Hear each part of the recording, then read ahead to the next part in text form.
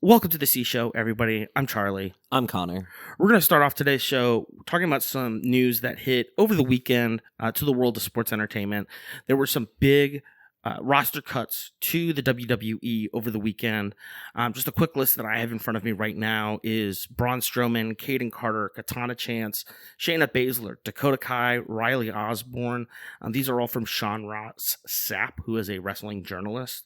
I also have in front of me on our document as well Gigi Dolan, Oro Mensah, Javier Bernal, Gallus, Joe Coffey, Mark Coffey, and Wolfgang. Did I say Core Jade? Also Core Jade, Jakar Jackson. So a lot of talent dropped from the roster. There are a couple of different reasons that we've been seeing. Just off the top from a high level, age. For instance, Braun Strowman's 41, Shayna's 44, Dakota is 36 and already agent prone. Apparently, another thing were injury concerns and then showing during training. Apparently, some people had been accused of not performing at the levels desired by Triple H and other WWE staff. I have a very long quote from Sean here before we get into anything else. Do you have anything you want to jump in here with? It's a shame to see a lot of them let go. A lot of them did a lot of different things for the company, like especially I think of Braun Strowman. He's been wrestling like he's 15% paralyzed in his right leg, I believe, after an injury he had. Things like that. I think Dakota Kai never really got enough shine. And I was just thinking Shayna Baszler was just prominently featured. She had a big match. I mean, Braun Strowman was in a couple of pretty prominent matches and then just seems to drop off. Yeah, he was the one to kind of push Bronson Reed and put Jacob Fatu over the top. And then I did also hear about different things that Triple H was saying. Some of them were saying that they were body shamed by Triple H and coaches while they were there, or the accusations that they weren't working hard were, just so unfounded, and they were really just looking for whatever reason for some of them to move on. Yeah, I believe it was Gigi Dolan who said that she was working her ass off in the gym. She was going to a different gym after training at the WWE Center, Performance Center. So obviously there are some conflicting stories there. I'm going to go into this long quote here. This is from Sean Ross Sapp via Wrestling News Source. He says, quote, "From what I was told, if he wants, Triple H, wants somebody to be there, they're going to be there. Gonna be there. Let me be clear about that. If he wanted them there, they would be there. They would absolutely be there. Triple H is the final say on any roster personnel decisions. Most non-injured wrestlers that are benched from the TV that he books are candidates to get cut whenever he's told to shed roster salary. The priority is that their books and profit margins look good to shareholders after every quarter, which is why, to juice up numbers, they shed contracts. Figuring out the when on these matters is Ari Emanuel and Nick Khan, the CEO of TKO and the CEO of the WWE, respectively. Figuring out who goes is Paul Levesque. So it sounds like it was a management decision of hey, let's get rid of some people, and they just started cropping off based on, hey, age, again, showing during training. It's not an uncommon thing in the world of sports to drop somebody for their performance on and off the court or field, whatever it may be. So it's just interesting that, we've seen some of these people be featured pretty prominently and some of them not as much. And then again, just the drop off in some of them as well. Yeah, I saw an article that showed that a lot of them already had some decent interest from a couple different companies. Yeah. So again, wish them all the best. They can go out and keep living their dreams, and I think WWE let some good ones get away here. I think there's going to be some people that get a little more breathing room, have a chance to make the name. I think Dakota Kai is really good. I think she's really good. I loved her as part of Damage Control. I still think she should have won the Intercontinental title first, the Women's Intercontinental title. I think she's going to make big splashes going forward. Yeah, well, we'll see where they end up going. There are obviously a couple of destinations, TNA, AEW, New Japan Pro Wrestling, I think is where I saw that Braun Strowman might go as well. There are obviously other directions that they could go as well, coaching, management, production. So who knows? But we wish them the best, and we'll be here on The C Show.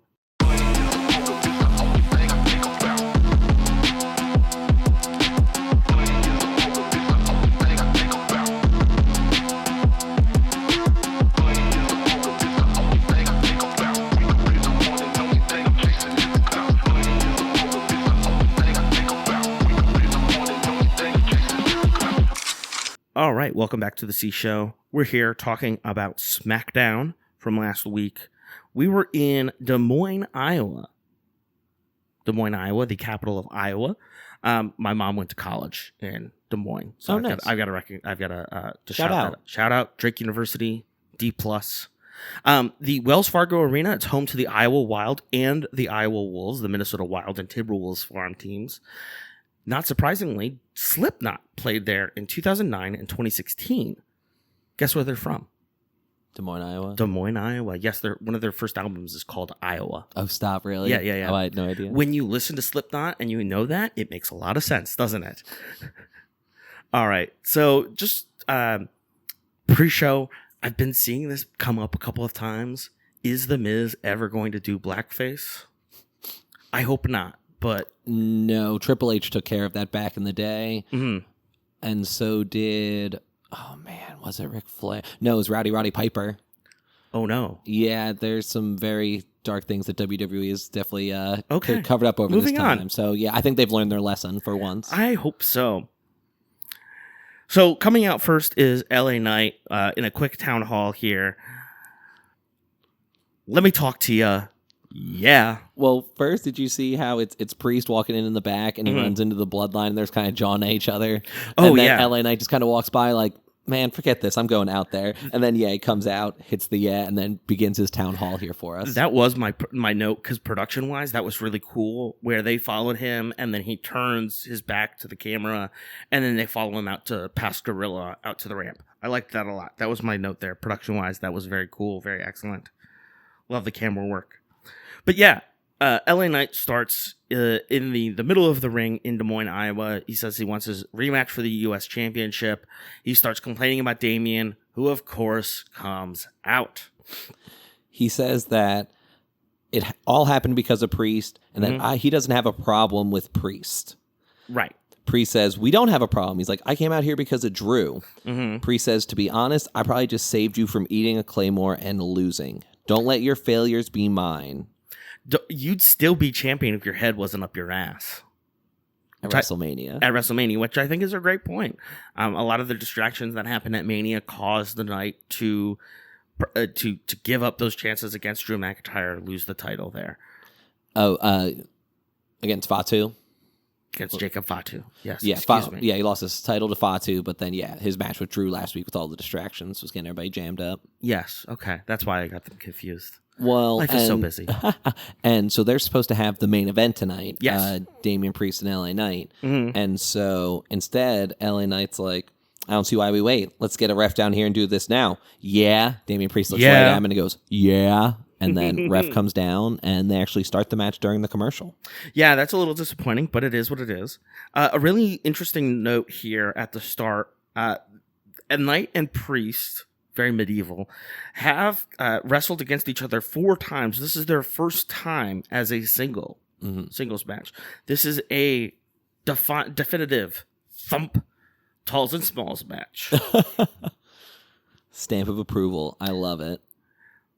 So my move of the match here is Priest literally carrying Knight across the ring on his back and then throwing Knight down on his heads and shoulders, and somehow still LA Knight kicks out of that pin.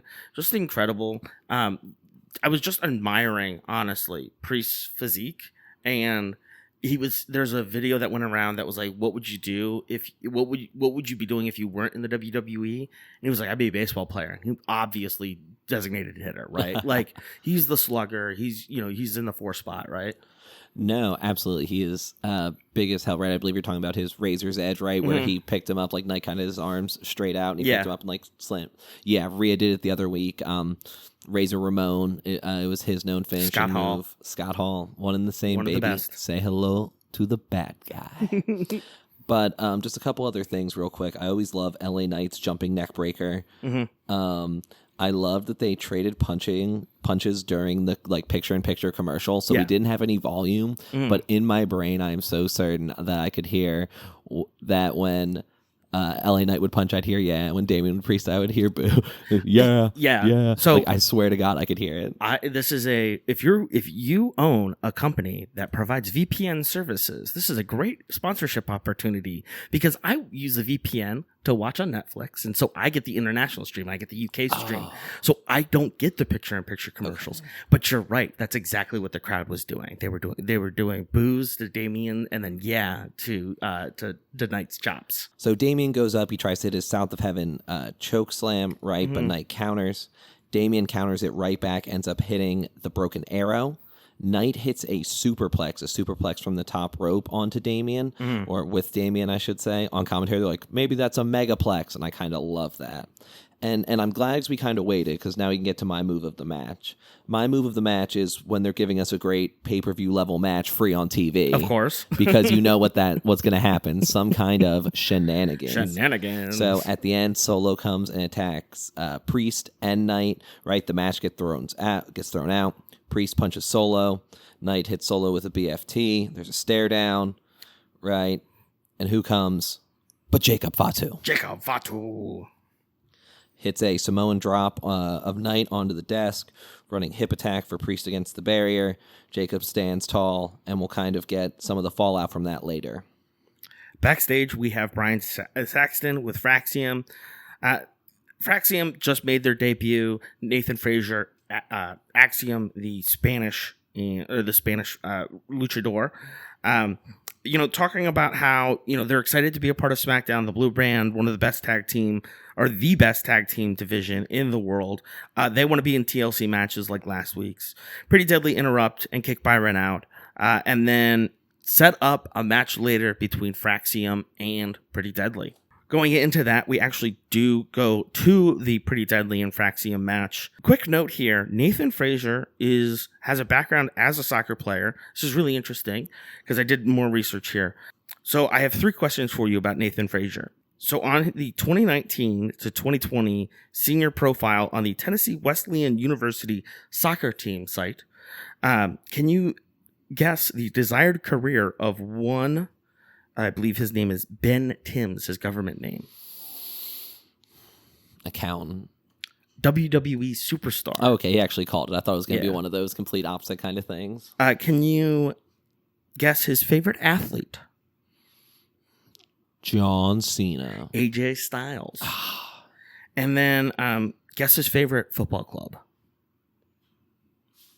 Liverpool. Tottenham Hotspur. Tottenham Hotspur. But this is also really interesting because Axiom spent time at the Real Madrid Academy. I believe previously on an episode I said that he had spent time at the Barcelona Academy, La Masia. He is a Barcelona fan. He just trained at Real Madrid. While at Real Madrid, he trained under Zinedine Zidane, the noted French superstar and unemployed coach. Unemployed. Wow, that he's unemployed right now. But getting to the match here, my move of the match is the double DDT by Frazier, and then a springboard flip into Elton Prince. Prince kicks out of a cover, and Prince starts showing some color there. Both of those were so good. I'll hit my move of the match first. It came earlier. It was when Fraxium did that quad dive again. I didn't know that was something they regularly do, where each of them will hit 2 different dives. But I absolutely love that. And then right underneath, I wrote, actually, I lied. It's Axiom doing the Rikishi bump. The Rikishi bump is when you take a clothesline and you do like a full backflip with it. Oh, yes. So, right, that's called the Rikishi bump. So he did that, and it was awesome. I definitely had my move, the runner up for move of the match here was definitely the ending, the Spanish flying splash by Fraxium for the pin cover on Kit Wilson at the end. Just fantastic. Well, and what got me is because I even had a note first of finish, because I thought this was the finishing sequence. Like you said, Frazier does that springboard, right, and hits that double DDT. So again, both members are Pretty Deadly under each arm, right? He falls backwards, right, hits one the opposite ways, and then hits a standing moonsault. I watched it again. I think he broke his nose with a forearm when he was doing it. He came in low. That would make sense. And I think that's where he was bleeding from. But if you noticed, he was really shook because you see the ref go like 1, 2, and then like they don't hit 3 even though it was, and the person kicks out late. So I was like, oh, wait, that's a botch. And then like you said, they go through and do the finish of the match. Spanish of the Fly. It is the Phoenix Splash. I was thinking of a move that AJ Styles did before called the Spinal Tap. Totally different move. So yes, the Phoenix Splash. And the Spinal Tap, it goes to 11. And then my wife was saying that she could see Pretty Deadly talking during the match the whole time, because I told her about how you'll see them talk to each other about what they do. Yeah, that was something that I've seen videos about it, and like it's interesting to watch wrestling live now, to watch them like call their spots and stuff, and you can kind of see it sometimes on TV. There are points where the cameras, the shoulder mounted cameras, they do have shotgun mics on them so they can pick up audio in the ring, but it's interesting how they mix in the audio in and out sometimes, because you don't want to catch like John Cena calling for like a poke me in the eye or whatever.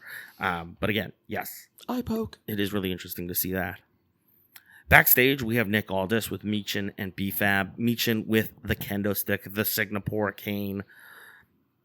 Liv is out making a movie with Takashi Miike. That was the other option for our cold open. And we'll talk more about that at some point, probably in the future. But the Secret Service comes in and they pat down Nick Aldis.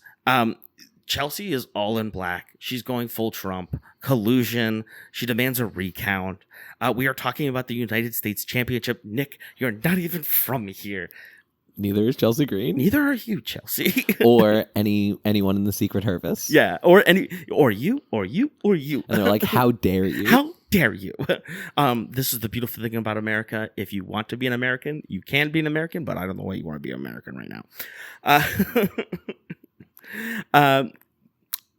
Chelsea demands a recount. She says, don't make me take you to the Supreme Court. Nick says, I think you mean rematch, not recount. And Nick decides to spice it up a little bit. Let's make it Piper Niven versus Selena Vega.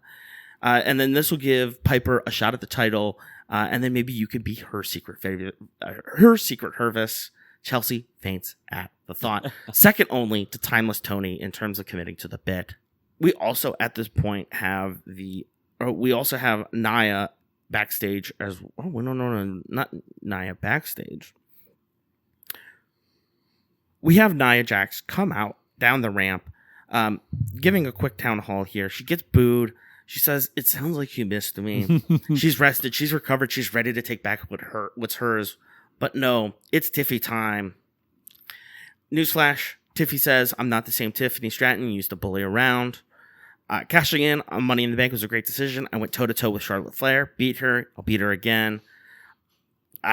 Did you see her dancing when the crowd was chanting Tiffy time and she was rocking? She's like, Tiffy time, Tiffy time, Tiffy time. It was, again, just continues to get better and better. Says, I'll defend my title against you anytime, any place, anywhere. Nia's immediately like, so does that mean you're offering me a rematch? And Tiffy's like, well, not right now. Well, no, I don't book the matches. But of course, this is when Naomi comes out. She talks about how these two women specifically have made her life hell, how everybody has changed. I've changed. She decides to take matters into her own hands. She beefs with some dork in a Seth Rollins shirt and Hawkeye's hat, who is not a plant. That guy was definitely not a plant. And I'm pretty sure he said, like, you're stealing my whole look, or you're stealing my whole style, because she was in, like, the caution tape, like, black and yellow, and he was in, like, a neon yellow and, like, white stuff. It was really dumb. But, yeah, you could hear her say, shut the hell up. It was great. Iowa fans wear that yellow so that we all know who is the real moron. Sky you, ma, baby. All right, where are we? So the storm is brewing now, but Jade comes out. And at this point, Tiffy decides to go after Nia Jax. Jade and Tiffy circle and face each other off as well. Nick Aldis walks out and decides, let's give Des Moines, Iowa a tag team match. Did you see him wink at the camera? No, I missed that. He just like winks down at the camera real quick before like saying like, okay, tonight, main event, tag team match between these four women. Love it. Dude, like, yes, I hope, we talked about this last week. I hope he becomes the combined GM. Pierce, I'm really tired of him. Like, it's like not even funny to this degree. But that is the announcement of Nia and Naomi versus Jade and Tiffy, our main event for SmackDown. Backstage, we have The Miz and Mello. They're in like a really cool part of this section of the stadium. I think they're behind the Tron, the big Teletron screens where they show all the graphics, where the wrestlers come out of Gorilla. And it's like where they've like hidden all of the seats. So it creates this really cool texture in the background that I really liked. And then again, it's you, me, and Dre, which is who's Dre? Melo's chain. His giant Andre the Giant chain. And then Miz goes as far as to say, Dre and I are pillars of this industry. Mm-hmm. I've outlasted plenty of people. When you target the Miz, everyone talks. There's a reason I lasted in a company that he only lasted 5 years in. He thought he was making a statement, but now he'll be a part of mine. Hit my music. Exactly. Awesome. So Aleister Black comes out as well. Aleister sets the tone really early here with a big kick. It is all... apparently, Aleister's background is in Muay Thai kickboxing, and there's a lot of kicking going on in this match. My move of the match was Miz was about to put Aleister Black into a Skull Crusher finale and a pin, but Black cartwheels out of it. Just incredible athleticism, acrobatics. That's the word? I don't know. It's a word. But I enjoyed the heck out of this. Another funny point was when The Miz tries to kick Aleister Black, and Black catches the foot and just throws him down. Incredible stuff. Yeah, my move of the match here was early in the match, Malachi looks like he's going to go for a dive to the outside to hit The Miz. What'd I say? Malachi. Oh, geez. And you wrote Malachi in your notes. That's his dead name. Mm-hmm. So he goes like he's going to do a dive to the outside and then does a springboard off the second rope. So literally he puts both feet on the second rope. He ends up doing a flip and then sitting crisscross applesauce style in the middle of the ring. The Miz then comes in and tries to kick him, but he ducks straight down and then does a kip up. And then I also had the cartwheel reversal of the Skull Crushing finale as my number 2. For the finish here, right? Black sets up the Black Mass. Melo distracts him. Miz tries to roll him up, but he kicks out and hits the Black Mass anyway. 1, 2, 3. Aleister Black. Seeing pink hearts, yellow moons, orange stars, and green clovers. Magically delicious. In the words of the Wu-Tang Clan 7th Chamber. Melo does check in on The Miz, but Black is just sitting cross-legged in the middle of the ring. Backstage, Phoenix and Santos Escobar are in the locker room. Santos is disappointed by Rey Fenix. You embarrassed us all by losing to a clown. Rey Mysterio handpicked you to take his place, and you blew it. Someone will need to take his place. That person is me. Phoenix snaps back at him. Stay out of my business. One luchador I trust. There is one luchador I trust. If you have a problem, I will see you in the ring tonight. Again, love the idea that they never have a show or matches planned. They're just like, we just need stuff to happen. We'll fill the card. I don't know, worst comes to worst, we'll throw people out there in a 6-man tag main event. It kind of like feels... the idea of that is so awesome. It like kind of feels kayfabe of it. Very Muppety. Like, have you ever watched the OG Muppet Show? No, I haven't. There are some points where it's kind of kayfabe, where they're just like, oh, we got to do something right now. And they're like, oh, let's pull Mark Campbell out, and he'll do a Star Wars themed ballet or something. And it's incredible. The Muppet Show rules. The next match we have is Zelina Vega versus Piper Niven. Of course, this was announced earlier. Before this match kicks off, we have Temple University alumni and Buffalo Bills star Deion Dawkins ringside. This is not the first appearance of a Temple University football hero this weekend. Not this weekend, brother. We'll get back to it in a moment here. Piper Niven is still in her blazer from earlier. And again, this is another thump certified talls and smalls match. My move of the match was, and I'll say this again later, I wish we were still a podcast that tried to go an hour and 50 minutes because there's so many matches on both these cards I would love to talk about extensively. But let me just stick to my move of the match and the finish. So my move of the match is Zelina standing on the second rope. She does the Eddie Guerrero shoulder shimmy and then hits a Meteora from the second rope. So a Meteora is you jump and basically take both your knees and jump through the person. Like Io Sky does it running. That's her bullet train. You can jump and do it to someone and basically make them fall backwards and land on them with your knees. That was my move of the match. My move of the match was Piper Niven taking Zelina, who's basically horizontal, down from the top rope right on her face, and then pushes her foot into Zelina's back before kicking her into the lower turnbuckle. Jeez. And then for our finish here, I'm sorry, do you have something else first?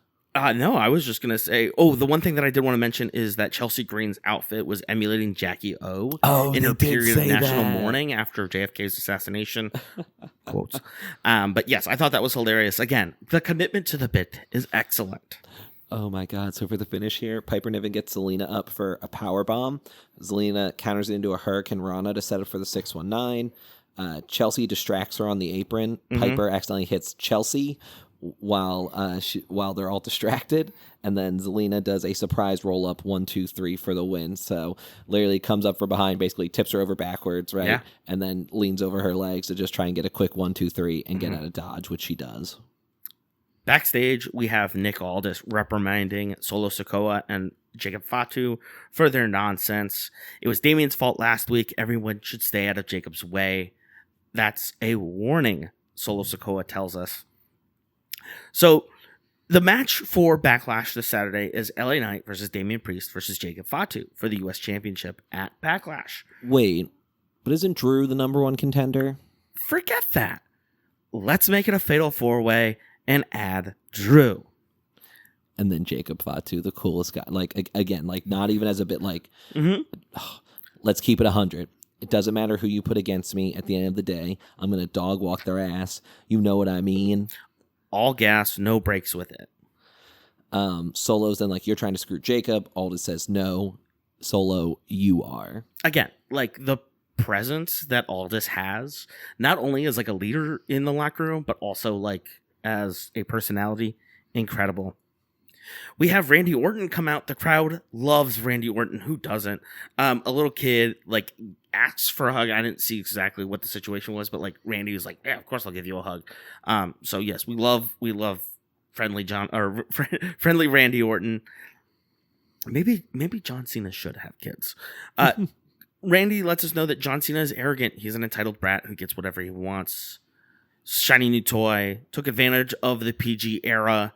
Willing and eager to be a real-life, walking, talking cartoon character. There's, of course, criticisms of John's concerns around his bottom line, his attraction to fame, fortune, and the mainstream, the criticisms of the merch practices. John was raising the audience's children. The only thing you've actually raised is the price of your merch. Selling your soul isn't a new concept, right? Faust kind of came up with this first. Hustle, loyalty, respect. I'll give him the hustle all day. The loyalty and respect. What happened to those? You are the latest legend. I have to put down. I'm going to punt kick you so hard in that Lego head it'll fly through the gateway arch. But before that, I'll drop your ass with the 3 most dangerous letters in all of sports entertainment. RKO.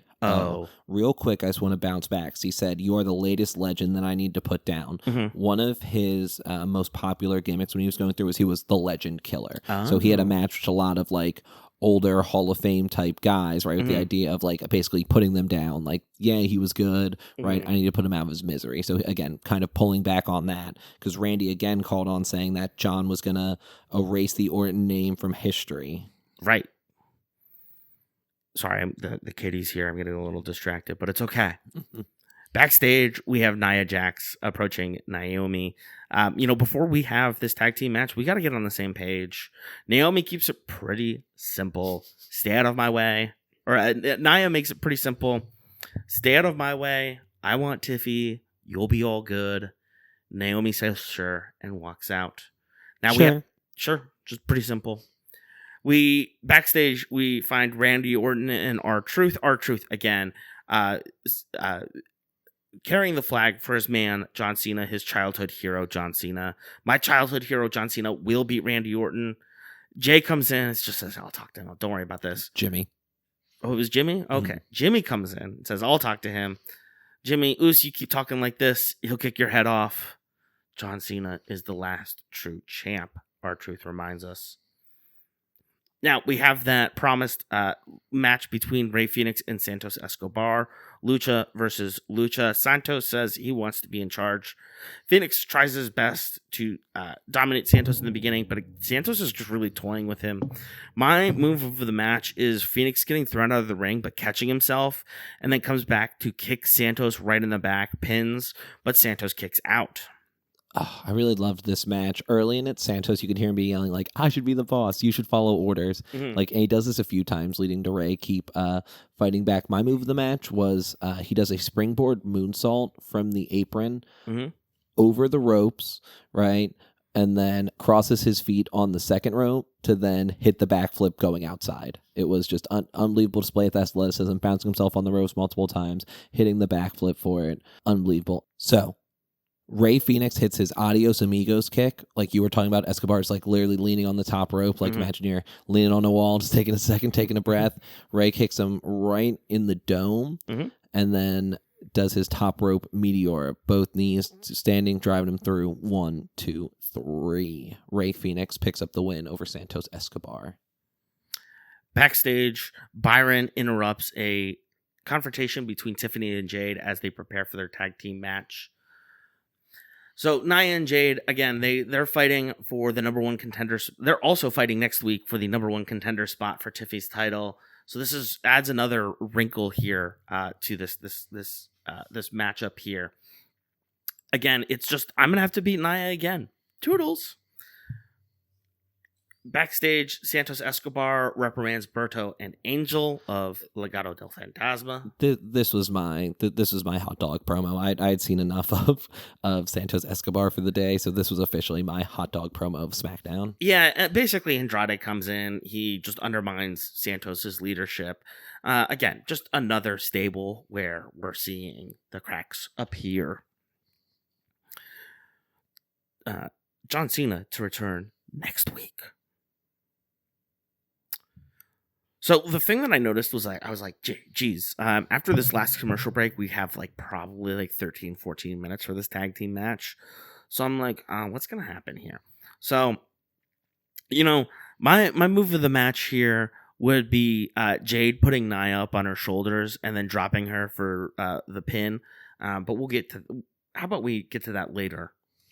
Yeah, we can get there later. Again, this is one we did want to talk about, but again, I'm going to do my best to really kind of speed through some notes here because it was a very full match. So it just starts with a brawl. All four of them just end up swinging at each other. Ends up with Tiffy and Nia on the outside, Jade and Naomi on the inside to get the match going. Just having their personal beefs. This really isn't a tag team match. It's two pairs of beefs going on at the same time. Absolutely. And, so Jade goes after Naomi on the outside, slams her off the barricade in the post. One thing we saw with Nia and Naomi was a lot of what they call blind tags. So that's when you tag yourself into the match without your partner knowing. So they each wanted to go at different times and get their respective beef and attacks. My move of the match is when Nia goes to hit that Samoan drop, picks you up on your shoulders, then falls backwards. And Tiffy makes it a crucifix pin. So she kind of turns her hips, knocks Nia back onto her shoulders, right, for a 2 count. And then I said, just kidding, I lied. It's when Jade goozles Naomi. So goozle is when you like wrap your hand around someone's throat, right? That's a and then that's a goozle. They call it goozle. Yes, like especially they talk about with the Undertaker because he always did the choke slam. It's like it's like Undertaker sits up, goozles him, picks him up for the choke slam. But in this case, when Jade did it, she licked Naomi's face and then choke slammed her. If you caught that, I'm still thinking about goozle. You're still. That's Goozle. Yes, I believe that is how they spell it. If only I had a magical device in front of me that could tell me. If only. So in the meantime, while you look that up, I'll go into the finish of the match. So Nia goes up for the Annihilator, which will jump off the second row and basically just like sit out on you onto Jade. Jade gets up, actually picks Nia up for a full power bomb, right, from the top of her shoulder, slamming her down, and gets the win. At the end of the match, Tiffy raises Jade's hand. Jade grabs the belt and puts it on her shoulder. Kind of takes a minute. They kind of have a tug of war of it. And then Naomi attacks Jade from behind and has a moment with the belt for herself. Naomi's the one that kind of ends up standing tall at the end here. Again, I thought that her bit with Jade was over. It seems like she is still going to be heavily involved in this title picture right now. Yeah, we're going to stretch this out as much as possible. My notes here were, sometimes the good guys win, It's just nice to see.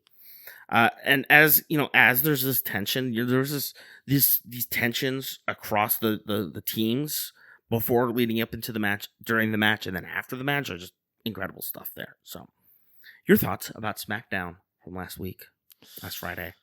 Very action-packed to start. They recently announced that SmackDown will be going back to 2 hours soon, which I'm very excited for. Yes. I hope we don't lose a lot of really good storytelling. Sometimes it did feel long, but it really let them develop some different angles and all. Yeah.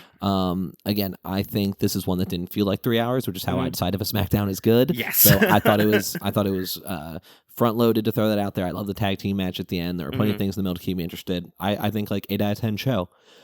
Yeah, I think, Raw for me is going to really rank a little bit higher, but I think like 7.5 out of 10 for me works here for SmackDown. And I think, right now, as we're getting into a PLE, especially one that's like so tied to what happened at WrestleMania, I think it's okay for a lot of build-up to be happening right now.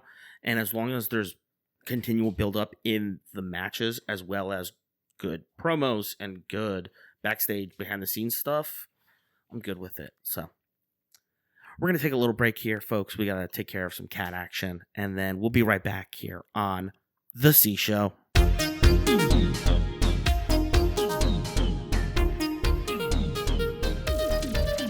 Hey, Charlie here from the podcast you're currently listening to. Do you like it? Maybe you like our social media profiles? Did you know I can help your business with that? Yeah, whether it's something as simple as helping your business have a stronger presence on social media, or you have a great idea for a podcast of your own, I can help. Visit charlesfstewart.com/contact to get started today.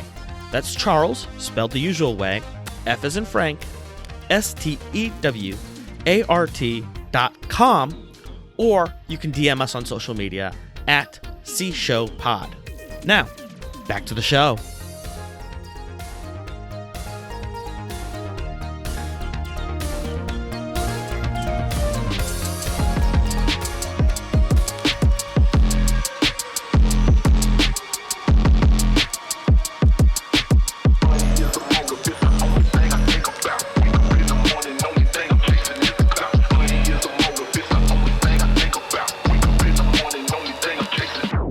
And we're back on The C Show. We are loading for Backlash, folks. We are 75% loaded. Boop, boop, boop, boop, boop, boop, boop, boop, boop. We do have a recap of last week's show before we get started here on Raw. The one thing that I do want to note is Seth Rollins' $13,500 jacket. That was crazy. Insane, folks. If you're wondering, like, oh, did the WWE pay for that? Probably not. Either they, loaned it from somewhere, like they can rent it from somewhere, they worked it out with the brand, something like that, but more than likely they did not pay street foul or the ticket price for that. But we are live in Omaha, Nebraska. You know that episode of The League with Timothy Oliphant, and he plays the sushi chef? Yes. I grew up in Omaha. I just always think of that when I think of Omaha, Nebraska. At the CHI Health Center. Now, the CHI Health Center in Omaha, they hosted the nationally televised USA Swimming Summer Olympics trials in 2008, 2012, 2016, and 2021. I was thinking, why don't they host it every year? So the Olympics are every 4 years, Charles. The center does not have a permanent swimming facility, and a team of 200 workers with oversight constructed the pools in 2 weeks. The Omaha Fire Department pumped in 2 million U.S. gallons, which is about 7,600 cubic meters of waters from hydrants around the center. Cool. I guess what else are you going to do out there? I don't know, man. I want to talk about Jey Uso coming in. I don't give a hell about those walls. Play my music. Goes down, right? Pulls a kid out of the crowd. Most importantly, there was a big Yoshi sign. Did you see the empty seats? I did not see the empty seats. WWE having a hard time selling seats. No, I did not see that. People always levy that accusation at AEW. Oh, absolutely. And it's like, okay, yeah, everybody has trouble selling tickets. There's about to be a recession. Yeah, and they're also so expensive now for no good reason. Yeah. So we even get Jay down because starting talent salary is $350,000 a year. That's the base salary for WWE talent. I mean, they should get paid, but Charlie's like, you don't need to pay workers. Like, make it cheap for everybody. Well, that's not what I said. That's just what I got from it. That's not what I said. Oh, sorry. They should have a union. Let's make that clear. Goddamn you, Hulk Hogan. Story time for another time. Indeed. So Jey Uso, play it again. They play his music again. He's like, I know Logan Paul is here. Where are you at? But we don't get Logan Paul. Mm-hmm. So we don't get to Logan Paul, but we do get a Paul Heyman. Paul Heyman. Exactly. There's literally a mixed reaction for Paul. Again, he has dragged himself to Omaha, Nebraska. Wanted to say something directly to main event Jey Uso. You know, a lot of balls to do this after what you did to Roman. Jey says, from day one, I saw past you. I warned Roman. I warned CM. There's this. Paul tries to explain himself where, he should have warned him. You should have warned CM about me. You should have warned Roman about me. The crowd boos him. He snaps back at the crowd. Don't boo me. He says, Punk put me in a position where I did have to betray Roman. The best part about this is Paul just getting so worked up. The strained breathing, the snorting, the squeaking, getting redder and redder and redder. Excellent. And it all makes sense in character for him. Again, talking about how CM Punk put him in a no-win situation. Why would he want to blow up the bloodline after building it for 5 freaking years? There's a point where the whole thing gets hijacked by CM Punk chants. Another one where it gets hijacked by OTC chants. Also by asshole chants. Asshole chants. And also just, you suck. Paul said, I found a stray big dog and turned him into the tribal chief. That was one of Roman's previous gimmicks, was the big dog, and it was not good. It was very much, he says, oh, he left me after WrestleMania. I got beat up, but he didn't come back to save me. He came back for his Ula Fala and just starts screaming, I'm right, I'm right, I'm right, I'm right. Jay's like, what does this have to do with me? Paul says, nothing. I'm here to tell you the title has power, and Seth Rollins needs that power. He needs to be the champion. Seth officially challenges you, but you pick the time and place. While you want that championship, Seth needs it. So again, anytime, any place. Jay says, it's on tonight, Omaha. 4 letters, 1 word, yeet. Backstage, Paul goes to meet with Seth and Breaker. He lets Seth and Breaker know that Jay fell for the trap. He wants to do it tonight. Seth, much like myself, nothing that I love to say more than to say, I told you so. Breaker is confused about the situation, and Paul breaks it down to him. Jey Uso tapped out Gunther. Jey Uso distracted by Logan Paul. He has no time to prepare against Seth Rollins. Seth Rollins is a sniper. Jey Uso is in his sights. Tonight we get handed the keys to the kingdom when the ref handed over the title to Seth freaking Rollins. And then Breaker has a little eye twitch there. Incredible stuff. Just incredible stuff. We then go to the squared circle where Penta and JD McDonough are facing off. JD has made an incredible recovery from a punctured lung about a year ago. And so for him to come back in like this is incredible, to face off against Penta, one of the most intimidating members of the current WWE roster, in my opinion. And I'll say this again, super loaded show. As I was watching this match, I actually started taking full notes on it. I'm like, there's no way this won't be a match we get to fully talk about. But again, this card is loaded. So unfortunately, we're really only going to get in here with our moves of the match and the finish. My move of the match was, I always love when Penta does the tilt-a-whirl backbreaker. Yeah. I think that's just a great move for both of them. Penta throws him off the rope. When JD comes back, he literally spins him. I always call it pizza style around his body and finishes knee to his back for a backbreaker. It's super athletic for both of them to do, and it's always a sick move. That was definitely my runner-up for move of the match. My move of the match was during a commercial break.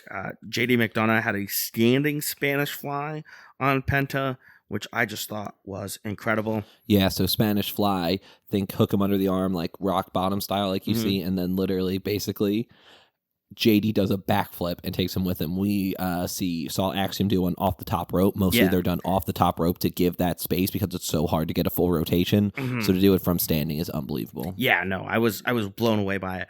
Again, this was a match full of like moves, spots where we could just be like, that's a move of the match, that's a move of the match, that's a move of the match. But moving into the finale, of course, it's JD McDonough. He's in the Judgment Day. I think that's what JD stands for.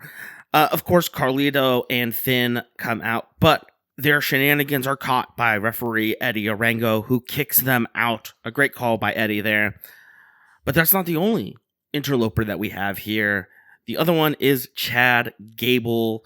Penta takes out Chad Gable, thankfully.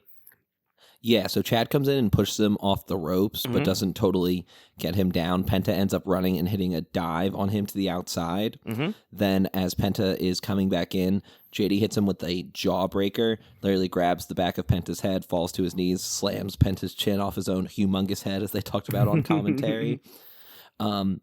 Commentary called it a whiplash, too. Yeah. I never heard them call that. I don't know if that's just a him thing. Again, something else I kind of want to look into and double back to next week. JD goes for the moonsault, misses. Penta hits the Mexican Destroyer. So tucks the guy under his legs, and Penta does a flip forward, so the guy ends up looking like he lands on his head. 1, 2, 3. Penta wins. Another win for Penta. His journey through the WWE continues.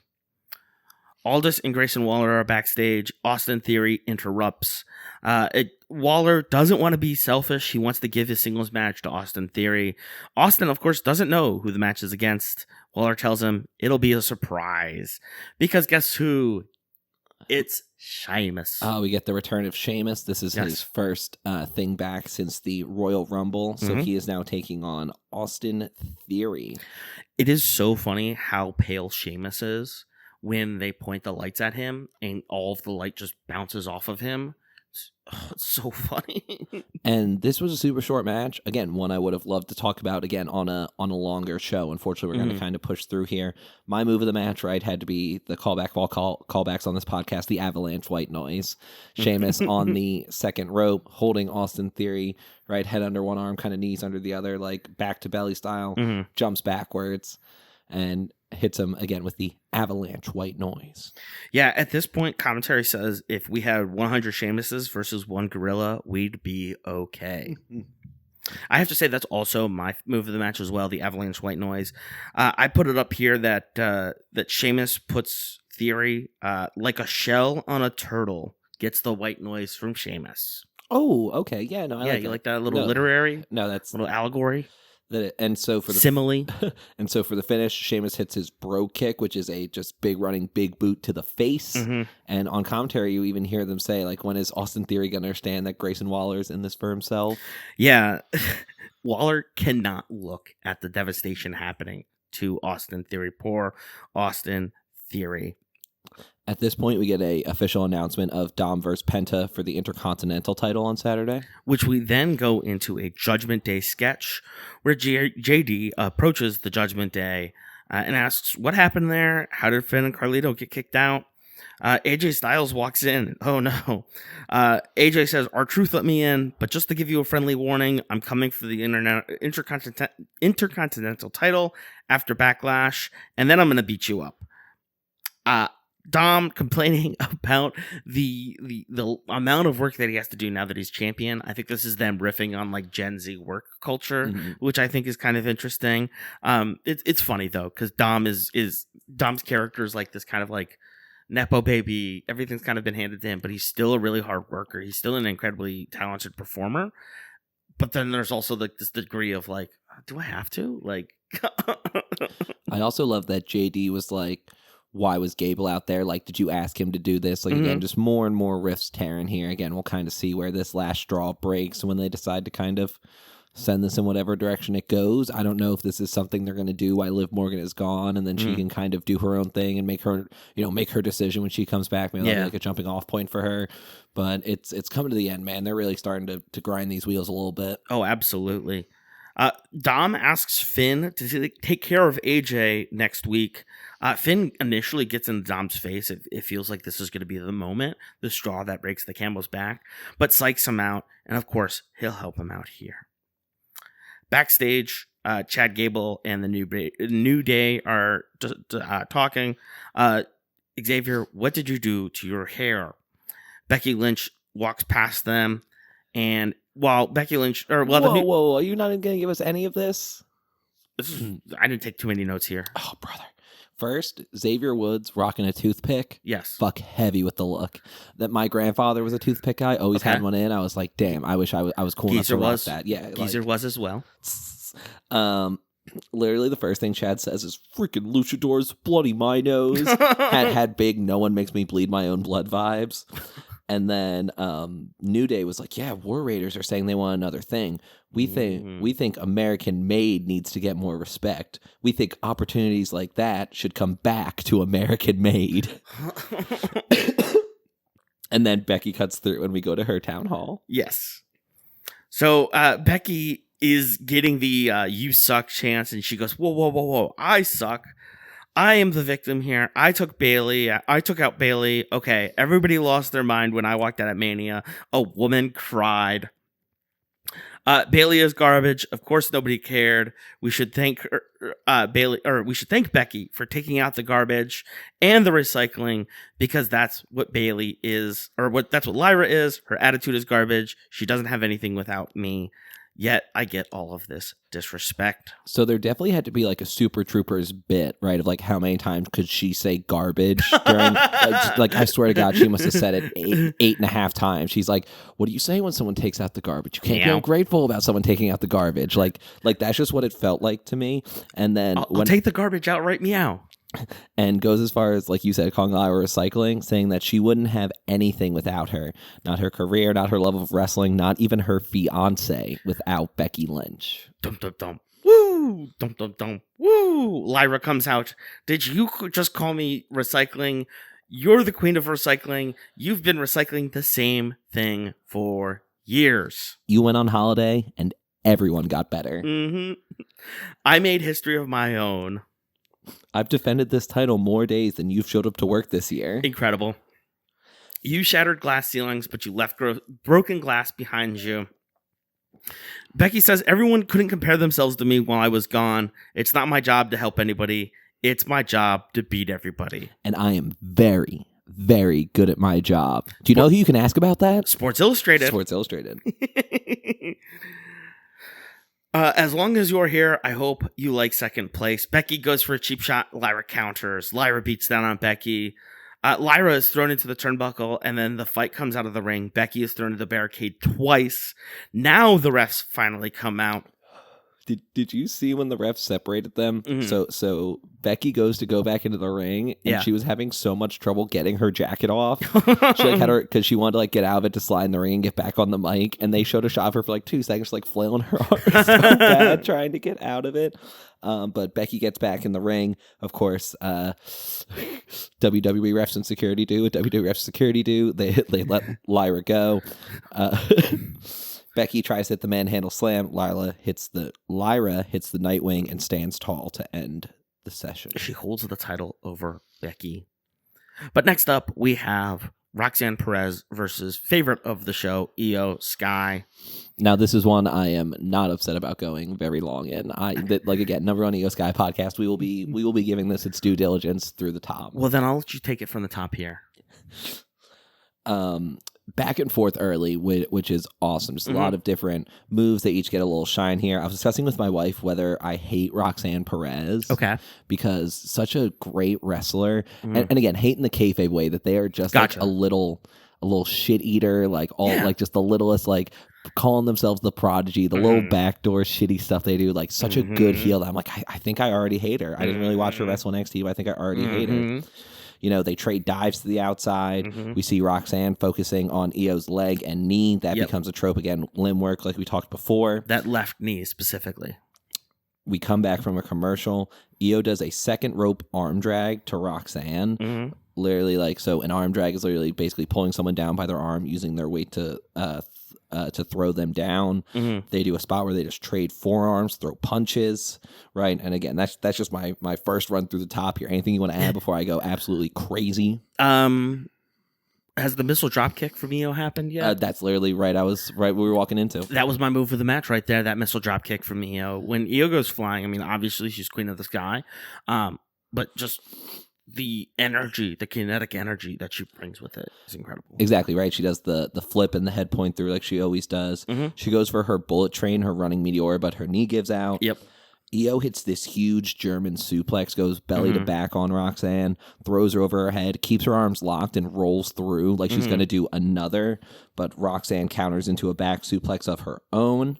Yeah, it seemed like Io was seriously compromised. Like she had tried to pull off a move earlier, and her knee gave out. There was the point where she was running up to make a move. Her knee gave out. Roxanne had really been smart to target that left knee and make sure that it made things difficult for Io going forward. Yeah, Io's slow to climb the top rope, misses a moonsault. Roxanne does that cartwheel knee to the back of the neck, which is always awesome. Another super athletic move we saw. Roxanne goes for a sunset flip, meaning that Io's bent over. Roxanne's going to jump over her, kind of make it look like a power bomb. Io does a back handspring to get out of it. And then we roll into our finish here. Let me ask you, so this finished with a lot of different pin attempts and roll throughs, meaning someone has someone pinned and there's some kind of reversal into another pin. I went back and I counted. How many roll through / pin attempts do you think there were at the end of this match before we actually had our 1, 2, 3? 8.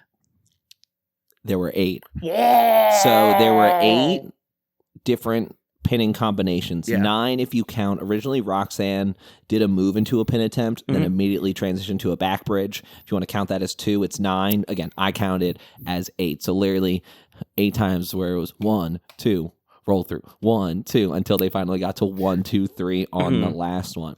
But at the end, Roxanne wants to go and shake hands. Again, my spidey sense was going off. I'm like, this is a trap. This is a trap. My wife It's a trap. So Roxanne goes to leave after shaking hands, raising hands. You know, Io's like, thank you. My wife goes, man, they really aren't showing that wide shot behind Io. I wonder what's up. And then she gets jumped by Julia from behind. Yeah, and then it's a 2-on-1 assault on BlueSky. Rhea is in Australia doing PR for the takeover in Perth later this summer, so she can't run out to help Io. Where's Bianca? They're just beating up. There's a brutal kick to Io's face while Julia just holds her, and we go to commercial. When we come back, we have the man, the myth, the legend, the greatest Temple University football head coach, probably since Pop Warner. Absolutely. Matthew Rule. Dude, Matt Rule. Love Matt Rule. Again, lucky to... Love-hate relationship with Matt Rule. Oh, no, I just love Matt Rule. All I've heard about from people that work with him and were close to him is that he's a nice, genuine guy. Recognizes people, knows people's names, is genuinely one of the good people in the field. So, again, wish him all the best of luck at Nebraska, right? Let's go blow up the Big Ten. Let's do it. What does the N on the Nebraska helmet stand for? What? Knowledge. So we have Rusev versus Otis next. Rusev, since returning from the Abyss, known as AEW, the Abyss and Elite Wrestling promotion, Rusev originally billed from Moscow, Russia. His character was like anti-American Russia, very kind of like classic Ivan Drago sort of thing. He is now being billed straight up from Bulgaria, where he is from. Miroslav is from. And this is just a certified thump. Big boys slapping meat. Yeah, it's literally like watching a tractor pull. Like it is just two guys going two slabs of meat going against each other, pushing at each other at the beginning. Rusev getting a knee to Otis's belly. Yeah, it's just brutal here. At this point, all of my notes are in caps. So if I yell a little bit, I'm sorry. So what's your move of the match in all caps? My move of the match here is Otis flipping Rusev over his head onto the desk, the announcer desk, and then throwing Rusev into the steps. That was awesome. My move of the match was Rusev hits a giant heel kick. Like Otis is a big dude, so he literally jumps and literally like throws his leg up backwards to catch Otis up in the face. And literally, I wrote after that in our group note, Shaquille O'Neal, I'm sorry I wasn't familiar with your game meme because I did not know he could get up like that. Like he seemed like he's an athlete. For the ending here, Rusev just says it's over. He puts Otis in the accolade. If you're wondering what the accolade looks like, the cobra pose in yoga where you like push yourself up. It's kind of like that. You're like kind of arching your back up, but instead of you putting your hands on the ground, your hands are wide out, and then you're being put into like what did I put? Like a chin lock. A chin lock. There's a big Bulgarian guy holding you. It's something I wouldn't want to be in. Yeah, if you've heard of the camel clutch, the cobra clutch, the Steiner recliner, all the same. Steiner recliner. Yeah, that was one of my favorite iterations. That's a good one. Otis taps out, and Tozawa of Alpha Academy, Alpha Babes, steps up. Rusev just can't take the heat here. He doesn't want to fight Tozawa. He just can't handle it. He can't handle the smoke coming from Tozawa. I was already writing too much about like, this is great for his character, the Redeemer, only does it to people he has to and all. And then he decides to turn around and beat the hell out of both of them. Literally slams Tozawa on top of Otis, puts Otis in the accolade again. Yeah, the Prime bottle got knocked over. And then, again, had Otis sitting in there until referees, general manager come down and break it all up. I mean, the color was fading from Otis's face. He looked like he was going to actually pass out. So that was pretty scary. So Pierce decides, hey, let's get the show back on the road. Nothing can go wrong with my next decision here. Let's invite Pat McAfee and Gunther. Nothing can go wrong here. This is where I go out for a hot dog. Yeah, this was also my my hot dog thing, my hot dog promo. So again, I'm just going to point out they rain down, you tapped out chance. He's like, shut up, I'll get back to that. He tries to call out Matt Rule, will kill him. Michael Cole is a walking, talking goat, not like the ones that we saw at Sly Fox Brewing on Sunday. Absolutely not. And then Pat McAfee just decided to go for the cheap pop machine, go Burr, calling out different athletes, doing charity, this, that, anything he could. Pat basically comes down to this version of Gunther is soft. Gunther goes, this Sunday was your daughter's second birthday. It was your daughter's second birthday. That's a special day, just like Saturday will be for me. I'm focused on you. I'm going to break you. I'm going to snap you in half. I will choke you out so you drop like a wet paper towel. On Saturday, only the grace of God can lift my arms off your throat. Awesome. Absolutely fantastic. The one thing that I wanted to note was, I can't remember who said it, but I think it was Pat. He said, nobody beats this town's meat. Beat that meat. Beat that meat. Oh, yeah, he beat did. that meat. But yeah, shout out Matt Rule. Were those two freshmen with him? Were those... I believe they're returning players. Okay, all right. Because there was a part of me that was like, are those kids like on a visit? Oh, that would be cool. Because seriously, oh yeah, you get to be on WWE, you get to be on Raw, and Pat McAfee shouts you out. Yeah, definitely. Pierce steps in, and Gunther walks out of the ring. Now, leading up, we had this teased at the beginning of Raw, but Jey Uso versus Seth Rollins for the World Heavyweight Championship. This is a great match. Oh my God. This is unbelievable. Has a lot of false finishes, a lot of what some people call, I believe I'm stealing this from WrestleMania, 1-2 ooze, because it's like, again, you think the match is going to end, and it's actually really funny because I saw people being very mad about it online today, saying like, what's a finisher mean if it doesn't end a match? Like, in 30 years, will there even be finishers, or will a match just end? And it's like, it's so dumb. If you don't think this match was good because there were too many finishers, you're out of your mind. Like, kayfabe is dead. I don't know how to tell you this, but like, kayfabe is dead in all aspects of our life. Early on, Seth gets a couple of quick pins on Jay, and even on commentary, like, he won't beat him. It's more of a mind game thing. Yeah. Seth hammocks up in the corner at one point, like LA Knight last week, just throws his feet up on the rope. It's just like hanging out. And then there's all kinds of action here. There's suicide dives outside. Rollins ends up over the announce table, actually ends up cutting his back doing that. They do a crossbody where they both run into each other and drop. Jay. Jay goes up with a Samoan drop, a running hip attack, right? And then I think we get to your move in the match here, actually. Well, there is a point where Jay is in the corner. He's taking a bunch of body shots from Rollins. Ref Chad Patton has to step in, pull Rollins away. Yes, and this is definitely the point where Rollins gets up top rope, is going in for some sort of dive, but he meets the heel of Jey Uso's Air Force One instead in a super kick. Yeah, catches that super kick right off the top rope. Mm-hmm. And then Jay tries to go for a spear, which Seth Rollins catches and does a buckle bomb, which is where you do a power bomb into the turnbuckles in the corner.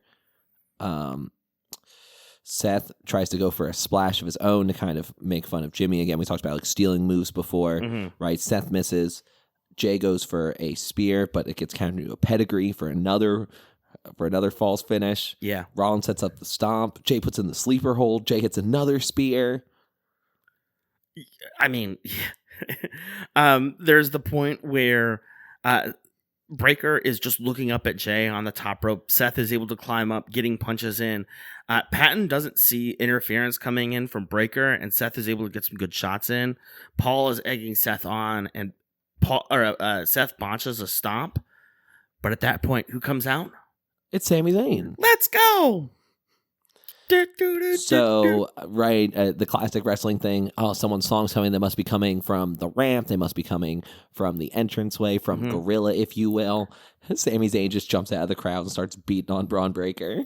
He throws Breaker into the post. Jay gets a super kick, air spear. Oh, yeah, my notes get really confusing here. Jay on the top rope. Let's go. Frog splash to retain. But how does Seth kick out of that? Sammy is whipping up the crowd, but Breaker spears him out of nowhere. After that spear, Breaker hides behind the steps, and then Breaker spears again. Breaker distracting the officials. Uso stomped in the middle. The shenanigans of this coalition. Like, at this point, I'm like, how can it get any better? Look in my eyes. Who do you see? It's CM Punk. Oh, comes out with the chair. First thing he does is, again, my favorite thing in wrestling is has a chair. Breaker approaches him. He throws the chair at Breaker and then punches the chair. So awesome. It's Breaker. My favorite move. Rob Van Dam did the best. So where cinematic. He would throw it and do a heel kick with it. But again, absolutely wonderful. He comes out. He's beating the hell out of Seth with it. Beating the hell out of Braun with it. He disqualifies Seth. The match ends with the disqualification for Seth. So Jay retains, but Seth and Breaker are both getting the chair, and at that point, they run up the ramp. CM Punk. Yeah, chance. I'll have to look back and see if they called it a no contest or if they said that Seth technically won. But either way, this is this champion's advantage that we talk about, that you can't lose your title on count out or disqualification. Yes. So even if they didn't call it a no contest, that's why Jay retained. Gotcha. Yeah, I have to say, like, this episode of Raw, like last week's episode of Raw, I had to say like 9.5 out of 10. I loved how they set it up at the beginning with the Sami Zayn story arc throughout the episode, and then in this one where they're setting it up for Jay, basically the same thing, right? But with the added, they're ramping up the stakes of now there's a title on the line, right? At first it was just Sami Zayn, right? This is a morality thing. This is about friendship. This is about loyalty, etc., etc. Now it's about the title. Where does this story go next? I am so excited. Breaker, Paul, and Seth are so charismatic together. They just fit into each other very well. I feel like Breaker is, again, the strong silent type. He's the muscle. Paul is the voice, the strategist. Seth is the mind behind it all and the physical face of it. I think there's some really interesting stuff. I don't know if they need to add a fourth person to this at this point. I feel like they don't really need to. And I'm really excited to see where this goes. Does Seth continue to fight Jay, to feud with Jay for the heavyweight title? Does he move on, get in the mix between Cena and Orton after Backlash? I don't know. A great go-home show. Again, yes. Go-home show is your last show before a pay-per-view. Again, did enough to kind of set things directly on tracks, heat up some angles, and again, still leave us with a wider look going forward. Absolutely. And we'll be here with you going forward here on The C Show.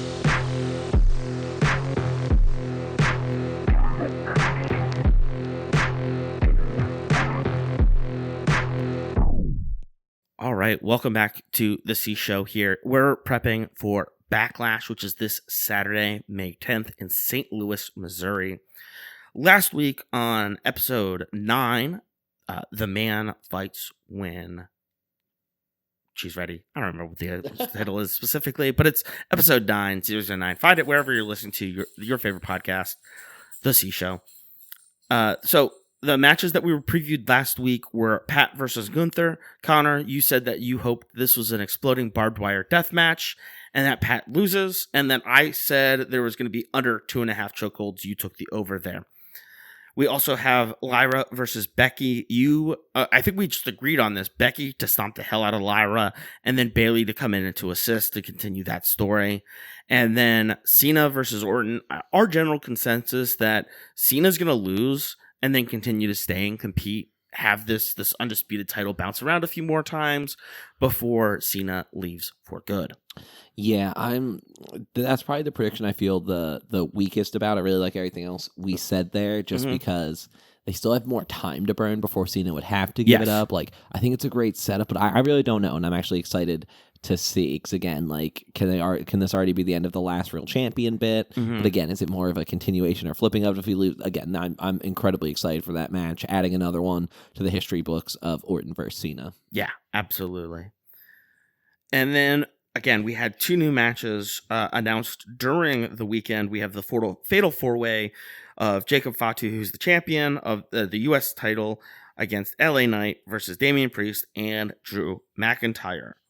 How do we think this one's going to go? I'm going to have to assume that Jacob retains. I'm sure through some kind of, something with Solo or something else. Maybe someone will surprise us, and that will kind of further along the split of Solo and Jacob. Again, I'd be very surprised if they gave Jacob the title just to take it off him so soon. I totally agree. I think really the storyline to watch in this match is Damian and Drew. Because this is a title match. They've been feuding for a long time now. It feels like this is where something big happens and we get an evolution in this storyline. So I think that's the one to follow there. I think Jacob will retain. I agree with you there. It doesn't make a lot of sense to give it to him at WrestleMania and then have him take it away a month later. And then LA Knight, I think it just adds more wrinkles to his story. It adds a little bit more motivation for him to fight for a title, the U.S. title. So there we go there. The next one is Dominic Mysterio, who is the Intercontinental champion versus Penta. Now, we've talked about this before. We want to see Penta with some weight around his waist, with a title around his waist. Do we think he's going to pull it off against Dirty Dom Mysterio? I think he does, right? Because in the same way, it's like, does it make sense to give Fatu the title and then take it away? Like, I feel like there's more that Dom can do surrounding this. If he does lose, again, what I'm afraid is it's going to be another weird, the Judgment Day interferes, right? Yeah. And they just kind of kick the can down the road, and then now AJ Styles is in it too, because again, like I've been saying since the first show he was here, like strap a rocket to his back, put all the gold on Penta, link him back up with Rey Fenix, like let the Lucha Brothers cook, like absolutely. So we'll see. We'll see. Well, we'll be here to talk about that. We'll have our Backlash reactions for you next week in episode 11. But for now, thank you so much for getting here, by the way. We're so thankful for all of our listeners. Thank you all so much. Whether you're in Philly, whether you're in Aruba, the United Kingdom, wherever you are, thank you so much. Please, again, rate, review, leave a comment. If I put a poll on Spotify, please feel free to engage with that. But this has been The C Show.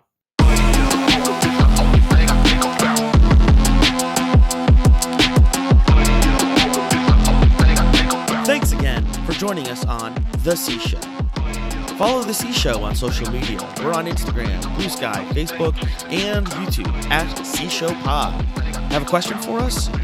Also send it in an email, cshowpod@gmail.com. Thanks to our friends Amir and Patrick for their assistance. The C Show is a production of 832 Media. Thanks again for tuning in, and we'll be back next week.